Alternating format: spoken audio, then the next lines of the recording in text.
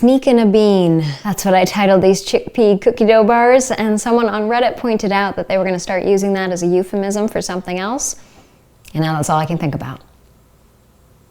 Sneak in a bean with these peanut butter chickpea cookie dough protein bars. No baking required, freezer friendly, minimal ingredients, and they're our favorite post-workout frozen treat. And if you're thinking, these look good enough that I think I want to subscribe to this channel, but chickpeas? There's no way that those don't taste like chickpeas. I won't say you're wrong, and for that honesty, I think you should hit that subscribe button. The cookie dough base of these protein-filled bars is predominantly made from chickpeas, so I can taste the chickpeas.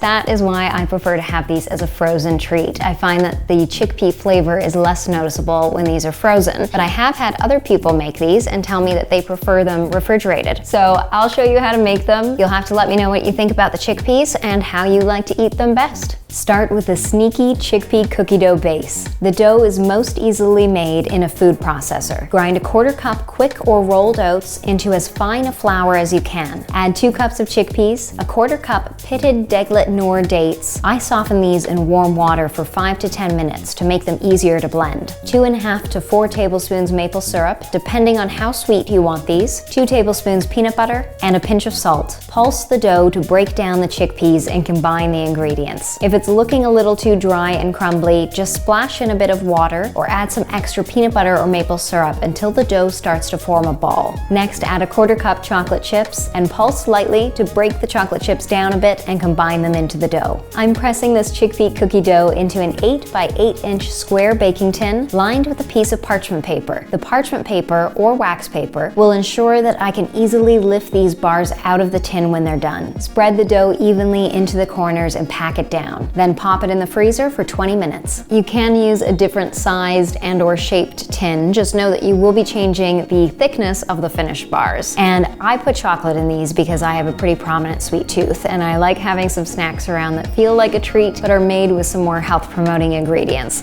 But if you are very serious about your post-workout nutrition, then feel free to omit the chocolate chips and replace them with nuts or seeds or a bit of dried fruit. I'm usually just very proud of myself for finishing a workout, so some chocolate is welcomed. Next, I make a thin layer of peanut butter icing. Melt a 1/3 cup peanut butter with 1.5 teaspoons of coconut oil or another neutral oil. The oil will help make the peanut butter easier to spread across the bars and will also help create a firmer top layer. Take the bars out of the freezer and evenly spread the peanut butter layer on top. Pop this back in the freezer for about 1 hour to set. Once the peanut butter has set, remove the tin from the freezer. Lift the bars out with the help of the parchment or wax paper and slice the peanut butter chickpea cookie dough however you like. I tend to slice it into 12 bars or slice them even smaller for a bite-sized treat. If you're finding it tough to cut the bars when they're frozen, like I am, just dip your knife in some warm water, quickly dry it off, and the bars will be easier to slice with the warmed knife.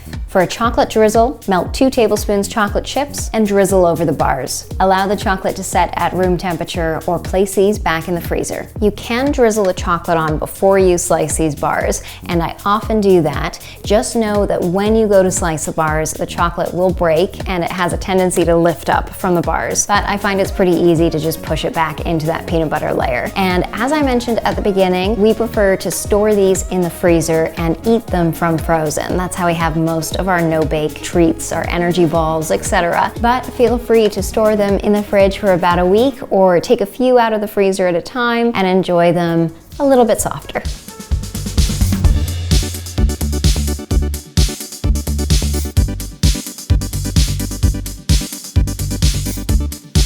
These no-bake peanut butter chickpea cookie dough protein bars cost us around $2.75 or about 20 cents a bar when we use chickpeas that we've cooked from scratch. And if you want to know how to achieve those thrifty savings, then click our video below for how to cook chickpeas. And if we used canned chickpeas, then these come to about $3.65. So click the link below for this recipe, and if I've piqued your interest about this chickpea cookie dough, then hit that subscribe button. We have a new video for you every Sunday at 5 p.m. and we like to switch it up here. So next week we're making a vegan hot and sour soup. I never liked hot and sour soup as a kid. I always wanted the wonton soup, but now I like it, I'm making it, and I'm eating it.